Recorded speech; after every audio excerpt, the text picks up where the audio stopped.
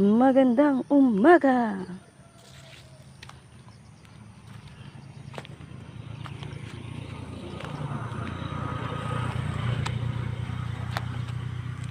Ayan po, magandang umaga. Mga kantenderang magsasaka.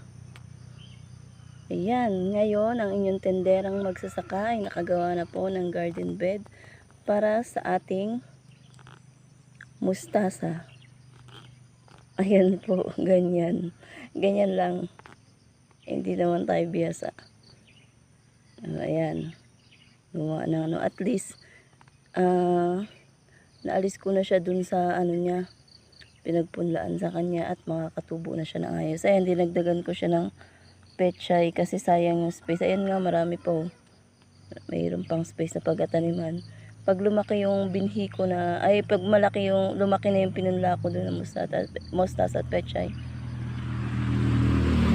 ililipat na natin siya dito. Ayan po. Ayan, excited po ako sa mustasa. Ayan.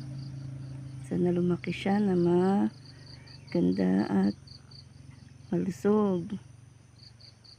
Para maganda, masarap siyang gulayin. Yan po. Okay guys. Yan, pinakita ko na sa inyo yung pinaghirapan ko na garden bed ng isang araw. Nilagyan ko siya ng ganito. Nilagyan ko ng tawag dito na decompose na balat ng mais. Kaya magiging pataba siya dun sa sa mga halaman. Ayan.